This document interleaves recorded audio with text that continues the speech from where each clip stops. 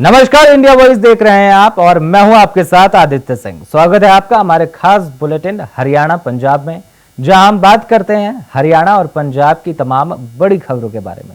लेकिन सबसे पहले आपको बताएं कि जालंधर वेस्ट में विधानसभा उपचुनाव के दौरान पंजाब के सीएम भगवंत मान द्वारा किए गए वायदे के अनुसार बुधवार और गुरुवार वो जालंधर में रहे। आज यानी गुरुवार को पंजाब के मुख्यमंत्री भगवंत मान ने एक प्रेस कॉन्फ्रेंस की। इस दौरान उन्होंने खुलकर नीति आयोग की बैठक की बहिष्कार की घोषणा की। साथ ही कहा कि इस बजट से साफ हो गया है कि पंजाब को कुछ नहीं दिया गया है। नीति आयोग की बैठक में जाकर क्या फायदा होगा। उनका कहना है कि बहिष्कार का फैसला इंडिया गठबंधन का है। सीएम मान ने इस अहम प्रेस कॉन्फ्रेंस के दौरान और क्या कुछ कहा, आइए आपको सुनाते हैं। स्मार्ट सिटी जलंधर दे किन्ने काम रुके पे ने, किन्ना पैसा आ गया सेंटर का, किन्ना नहीं आया। स्मार्ट सिटी के तौर पर अमृतसर है, वो बारे या छोटे शहरों बारे सारी डिटेल दे जानकारी ली गई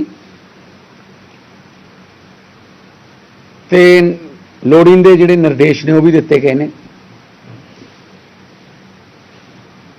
सो ये बड़ा वधिया साडा एक्सपीरियंस रहा। हुण भी जाके इस तो बाद मैनूं पता लग्या कि घरें लगभग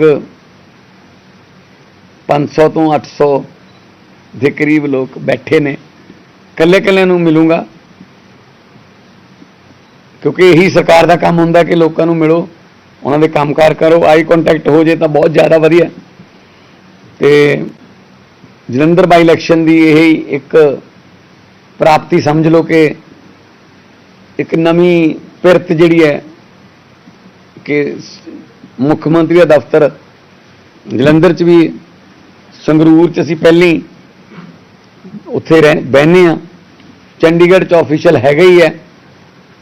सो मैं जदों इलैक्शन जिस दिन रिजल्ट आए सी उस दिन पहली स्पीच में संगरूर अपने घर, तुसीं सारे बहुत सारे उत्थे मौजूद भी सी। मैं उदों ही कहा सीगा कि सरकार पिंडां चों, शहरां चों, कस्बियां चों चलिया करूगी। असीं उस वादे ते भी पूरे उतर रहे हैं। सरकार तुहाडे द्वार दे नां ते अफसर पहले ही जा रहे हैं, पिंडां जा रहे हैं, डीसी जा रहे हैं, एसडीएम, तहसीलदार, बहुत सारी जगह ते तहसील रजिस्ट्रियां भी हो रही हैं, आधार कार्ड के काम हो रहे हैं, जो भी लोगों ने काम ने। तो हुण एक राजधानी के तौर पर जलंधर नूं जिहड़ा वो असीं मान रहे हैं कि इत्थे हफ्ते चो 2 दिन जरूर आया करांगे। बाकी 5 दिन भी अफसर इत्थे रहा करने। मतलब नहीं है कि 5 दिन कोई बंद हो जाऊगा। कोई ना कोई एप्लीकेशन लैण वाला या कोई गल सुनने वाला इत्थे होऊगा। सो जरूरी नहीं है कि चंडीगढ़ जाना पवे। ते नाल दी नाल अनाउंसमेंट असीं पहलां कर दिया करांगे। जिवें इस बार 24-25 है, हो सकता अगली बार जिवें कोई होर तरीका हो, जिवें सोमवार मंगलवार है, अगली बार हो सकता वीरवार शुक्रवार होवे, उस तो अगली बार हो सकता मंगलवार बुधवार होवे। सो पर आना जरूर है, इत्थे अटेंड जरूर करना होना। बाकी मीडिया कैपीटल भी मन्निया जाता है जलंधर नूं, तुहाडे नाल भी फिर अक्सर मुलाकातां होंदियां रहणगीਆਂ। ते अज डिप्टी कमिश्नर वालों जो लोगों दी समस्यावां नूं सानूं दस्सिया गया कि आह लोग आह काम रुके पे ने जी, इस काम वास्ते पैसा चाहिए जी, आह काम दा असीं टेंडर लाता जी, ਇਹਦਾ टेंडर इन्नी तरीक लग जूगा जी। सारा कुछ असीं अज वो डिस्कस किया लगभग 2 घंटे 2.5 घंटे। ते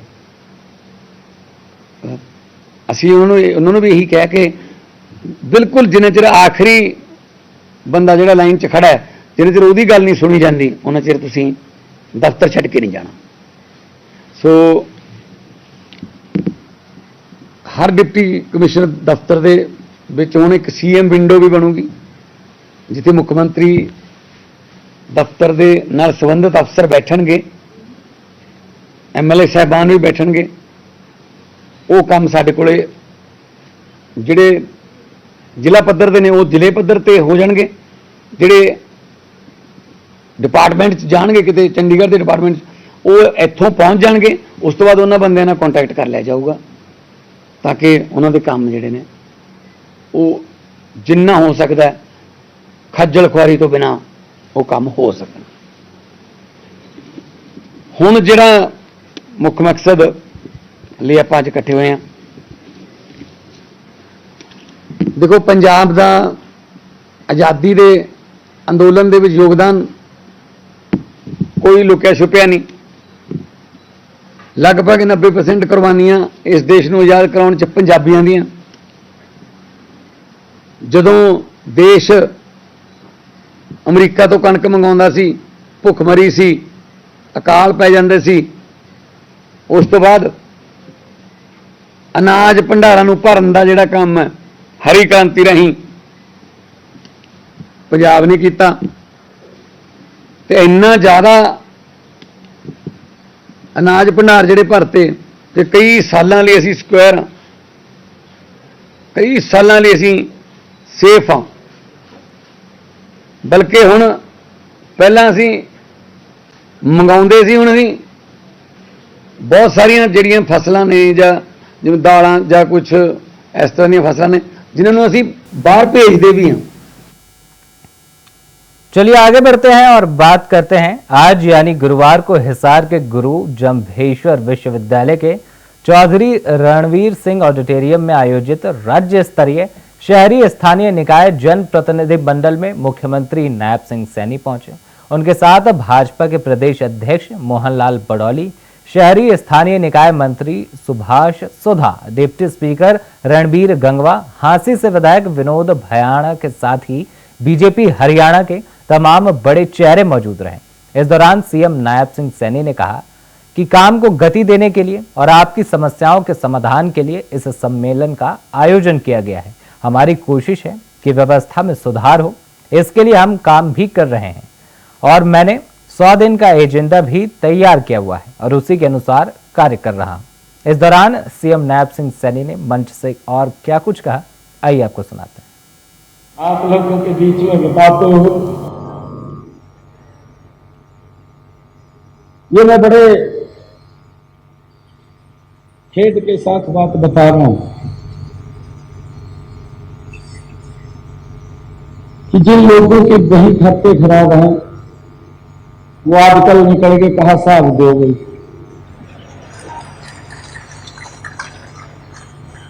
वो साहब मांगने लग गए, अपने ओर नहीं देखते कि हमने क्या किया क्या नहीं किया। जनता ने हिसाब दे दिया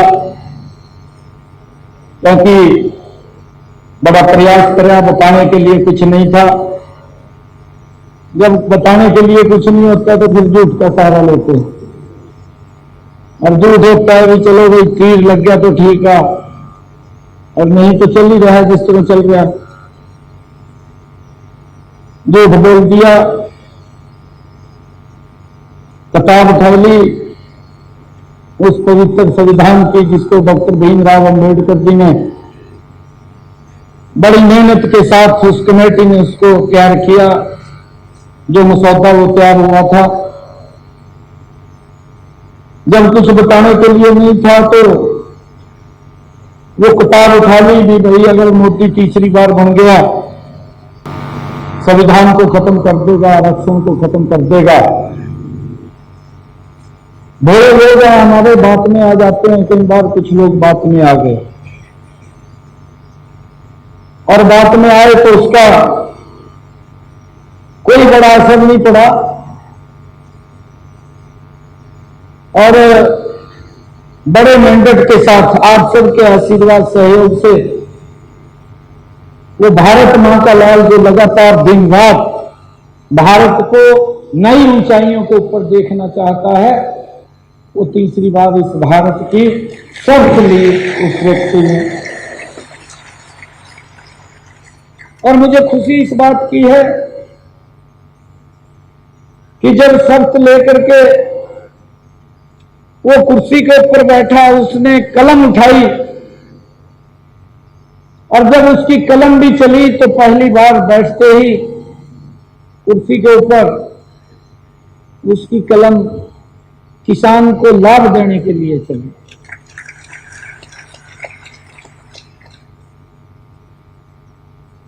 उसकी कलम गरीबों को छत मिले उसके लिए चली।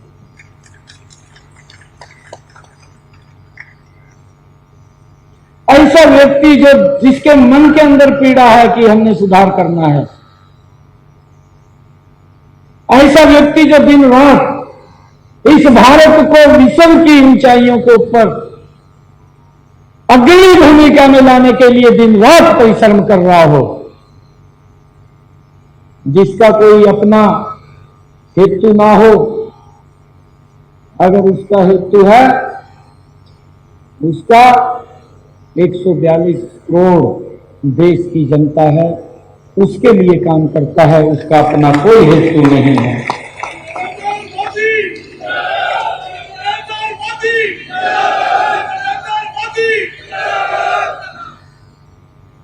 और अब फिर दोबारा फिर हिसाब मांगना शुरू कर दिया। हिसाब मांगे फिर है कि भी हिसाब, भाई हिसाब दो। जनता ने हिसाब किताब कर दिया, तीसरी बार में भी विपक्ष में बैठाई दिए। एक शेर याद आ रहा, दिल में कसक और चेहरे पर नकाब लिए फिरते। दिल में कसक और चेहरे पर नकाब लिए फिरते हैं, जिनके खुद के खाते खराब हैं वो हमारा हिसाब लिए फिरते हैं।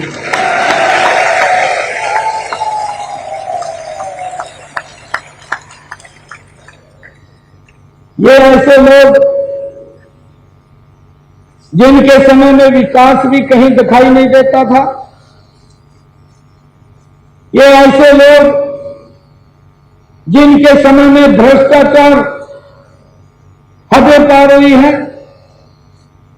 जो लोग झूठ बोल करके लोगों को गुमराह करते थे कि वोट दे 24 घंटे बिजली देंगे, 4 घंटे 6 घंटे, आप तो शहर से आते हैं 6 घंटे बिजली मिलती थी। ये नहीं पता लगता था कि जब रोटी की मुगल तोड़ का मुंह में पहले बिजली भाग जाती और वो आप कहीं और लग जाता। तो खबरों का सिलसिला यूं ही जारी रहेगा, लेकिन फिलहाल वक्त हो चला एक छोटे से ब्रेक का। जल्द लौटते हैं। ब्रेक के बाद एक बार फिर स्वागत है आप सभी का। तो चलिए आगे बढ़ते हैं और बात करेंगे हरियाणा के फतेहाबाद में प्रगति रैली का आयोजन किया गया। इस रैली में मुख्यमंत्री नायब सिंह सैनी और बीजेपी के हरियाणा प्रदेश अध्यक्ष मोहन लाल बडौली ने इस रैली को संबोधित किया। और बता दें कि रैली की शुरुआत में सीएम नायब सिंह सैनी ने 225 करोड़ 79 लाख रुपए के विकास परियोजनाओं का उद्घाटन और शिलान्यास किया। बीजेपी की रैली पुरानी अनाज मंडी में आयोजित की गई थी। इस दौरान बीजेपी हरियाणा के प्रदेश अध्यक्ष मोहन लाल बडौली मंच पर मौजूद रहे और विरोधियों पर जमकर निशाना साधा। बीजेपी सरकार की योजनाओं के बारे में भी कहा और साथ ही क्या कुछ उन्होंने अपने संबोधन में कहा, आइए आपको सुनाते हैं। आज हरियाणा प्रदेश की कमान ऐसे लोकप्रिय मुख्यमंत्री जी के हाथ में है, जो दिन रात इस हरियाणा प्रदेश की खुशहाली के लिए सोचते रहते हैं, करते रहते हैं। और जैसे ही मुख्यमंत्री बने उसी समय आचार संहिता लगी, बहुत सारी चीजों की जो योजनाओं की घोषणा करने में। जैसे ही आचार संहिता हटी, हरियाणा प्रदेश में जो सबसे पहले हैप्पी स्कीम चलाने का काम किया, ताकि गरीब से गरीब आदमी भी हरियाणा रोडवेज में मुफ्त में यात्रा कर पाए, बाजार में आना जाना हो, चाहे स्कूल में जाना हो, चाहे रिश्तेदारी में जाना हो। किस प्रकार की एक सोच रखते हुए बहुत सारी ऐसी योजनाएं लेके हमारे मुख्यमंत्री जी लेके आए। और मुख्यमंत्री जी का जो काम करने का तरीका, जिस प्रकार से जनता की सीधी बात सुनने का, आज मैं ये देखता हूं कि रात को 12 बजे 2 बजे भी अगर कोई हरियाणा प्रदेश से मुख्यमंत्री आवास पर अपनी बात जाके कहना चाहता है तो मुख्यमंत्री जी रात को 2 बजे भी उपलब्ध रहते हैं। ये बड़े सौभाग्य की बात है। और आज हरियाणा प्रदेश के जन जन की आवाज है। हरियाणा प्रदेश के यहां पर उपस्थित मैं आप सभी भाई और बहनों से निवेदन करना चाहता हूं कि चुनाव नजदीक है। 90 दिन का समय चुनाव में बचा है और जिस प्रकार से नायब सिंह सैनी जी आपको मुख्यमंत्री के रूप में मिले हैं, इनको लंबे समय तक हरियाणा प्रदेश में मुख्यमंत्री के रूप में आपका आशीर्वाद मिलता रहे, इस प्रकार का एक आश्वासन आप सब हाथ खड़े करके जयकारा लगाएंगे। नायब सैनी, सभी जोश के साथ बोले नायब सैनी। तीसरी बार नायब सरकार, तीसरी बार ये तीसरी बार जब नायब सरकार बनेगी, बहुत सारे काम, बहुत सारी जो घोषणाएं अभी हुई है, इन सबको पूरी तरह से अमली जामा पहनाने का काम होगा। और आज जो गरीब से गरीब आदमी ने भी सरकार में भागीदारी जो मिलनी शुरू हुई है, ये भागीदारी और मजबूत करने का काम करना है। आप तीसरी बार भारतीय जनता पार्टी की सरकार मुख्यमंत्री नायब सिंह सैनी जी के नेतृत्व में बनाने का काम करेंगे तो जो लोकप्रिय प्रधानमंत्री नरेंद्र मोदी जी की अनेक ऐसी योजनाएं, गरीब कल्याण की योजनाएं, गरीब का हक गरीब के घर तक पहुंचाने की सोच रखने वाले ऐसे मुख्यमंत्री जी के साथ आप सभी ने कंधे से कंधा मिलाकर इस यहां पर आज हमारे 2 विधायक आपके सामने मंच पर आसीन हैं, इसकी संख्या डबल करने का काम आप सबसे निवेदन करूंगा। इसकी संख्या डबल करके आपने देनी है और नायब सैनी जी को तीसरी बार हरियाणा प्रदेश के मुख्यमंत्री के रूप में आप सबके आशीर्वाद से, आप सबके प्रयास से, आपकी सबकी मेहनत से भारतीय जनता पार्टी के कमल का फूल का निशान लेके आप जनता के बीच में जाएंगे और तीसरी बार नायब सिंह सैनी जी को मुख्यमंत्री बनाने का काम करेंगे। चलिए आगे बढ़ते हैं और बात करते हैं कि हरियाणा में विधानसभा चुनाव अपनी चौखट पर है। ऐसे में पूरे प्रदेश की सियासत गरमाई हुई है और ऐसे में ही पूर्व मंत्री हरमिंदर सिंह चट्ठा के बेटे कांग्रेस नेता मनदीप सिंह चट्ठा ने अनाज मंडी के आड़ती में सुखदेव सिंह छज्जूपुर द्वारा आयोजित कार्यक्रम में बोला कि प्रदेश भर में फैल रही राजनीति छोड़ने की अफवाहों पर मैं विराम लगाता हूं। राजनीति छोड़ दूंगा पर भूपेंद्र सिंह हुड्डा का साथ कभी नहीं छोड़ूंगा। साथ ही अपने पिता पूर्व मंत्री हरमिंदर सिंह चट्ठा के कार्यकाल के बारे में बात करते हुए कहा कि उनके पिता के 10 वर्षों के कार्यकाल में हुए विकास कार्यों को अभी तक जनता भूली नहीं है। उन कार्यों को लेकर पहवा में दिनों दिन कांग्रेस पार्टी और भी मजबूत हो रही है। साथ ही चट्ठा ने यह दावा किया कि आने वाले विधानसभा चुनाव में प्रदेश में पूर्व सीएम भूपेंद्र सिंह हुड्डा के नेतृत्व में कांग्रेस की सरकार बनना 100% तय है। इस कार्यक्रम के आयोजक एवं कार्यकर्ताओं ने मनदीप चट्ठा को शुरुआत में ही फूल माला पहनाकर उनका जोरदार तरीके से स्वागत किया।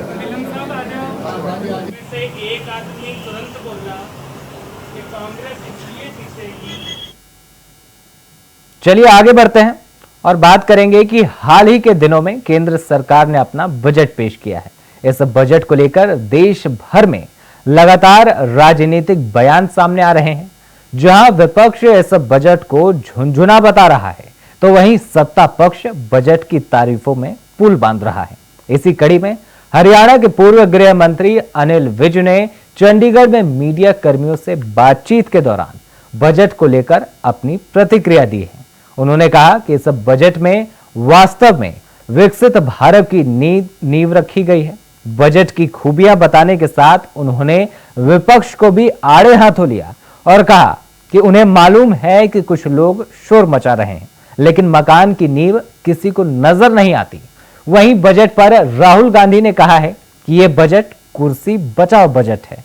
इस पर विज ने कहा कि राहुल पहले बजट को पढ़ तो लें, फिर उसके बाद कुछ बोले। बहुत अच्छा बजट पेश हुआ है और वास्तव में ये विकसित भारत की नींव रखी गई है।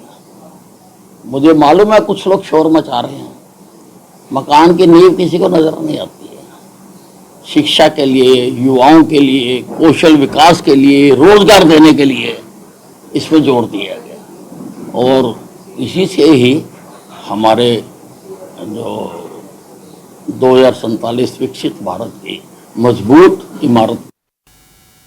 चलिए अब रुक करते हैं अंबाला का, जहां रेल मंडल के डीआरएम ने जानकारी देते हुए बताया कि इस बार के बजट में हरियाणा के लिए 15,800 करोड़ का बजट आया है, जो पिछली बार से 11 गुना ज्यादा है। इसमें अंबाला रेल मंडल के अंतर्गत चल रहे प्रोजेक्ट्स के लिए भी बजट आया है, जिसमें नंगल डैम तलवाड़ा के लिए 500 करोड़ का एलोकेशन है, चंडीगढ़ बद्दी के लिए 300 करोड़ का एलोकेशन है, तो वहीं भानीपुर बिलासपुर के लिए भी 1700 करोड़ का एलोकेशन है, तो वहीं भटिंडा के लिए जो काम चल रहा था उसके लिए भी 99 करोड़ का एलोकेशन है।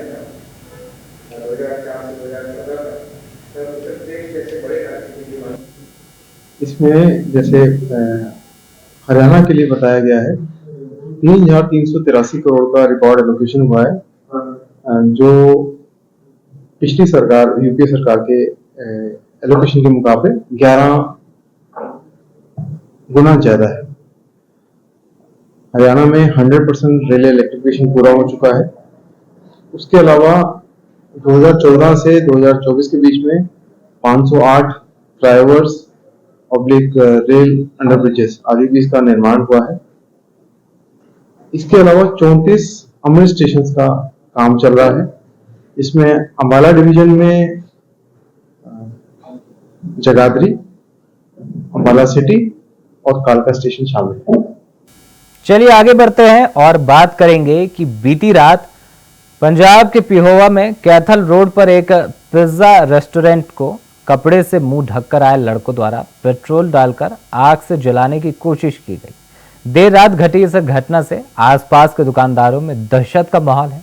दुकान के मालिक ने बताया कि उनका पिज्जा रेस्टोरेंट पिछले कई दिनों से बंद पड़ा है, जबकि सीसीटीवी कैमरा सही चल रहा है। साथ ही उन्होंने कहा कि देर रात पड़ोसी ने सूचना दी कि उनकी दुकान पर किसी ने आग लगाने की कोशिश की है, तो वे तुरंत मौके पर पहुंचे और इस आग पर काबू पा लिया। बहुत माड़ा काम करा है जिसने भी करा।